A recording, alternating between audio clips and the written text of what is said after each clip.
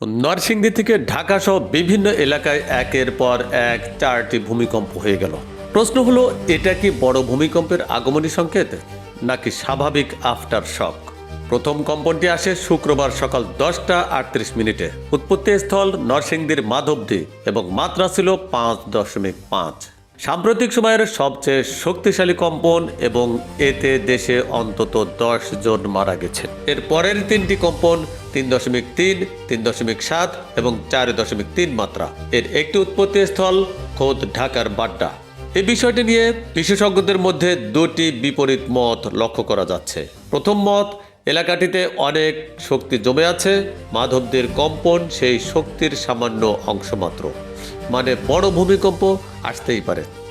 ঢাকা বিশ্ববিদ্যালয়ের ভূতত্ত্ব বিভাগের সাবেক অধ্যাপক সৈয়দ হুমায়ুন আখতার বলেন, ভারতীয় প্লেট ধীরে ধীরে পূর্ব দিকে সরে বার্মিজ প্লেটের নিচে ঢুকে যাচ্ছে।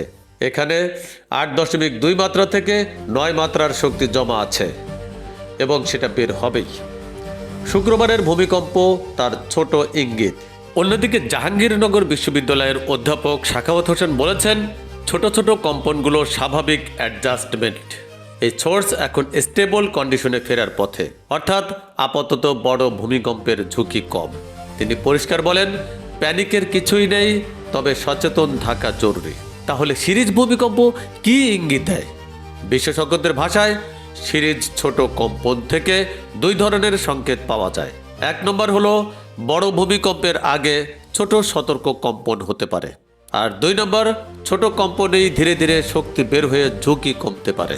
মাধবদীর ক্ষেত্রে কোনটা হচ্ছে এটা নিশ্চিত বলা যাচ্ছে না। শেষ কথায় বলা যায়, ভূমিকম্প আগাম জানানো যায় না, তাই আতঙ্ক নয়, প্রস্তুতি সবচেয়ে বড় শক্তি। মতিন তালুকদার, চলমান বিশ্ব।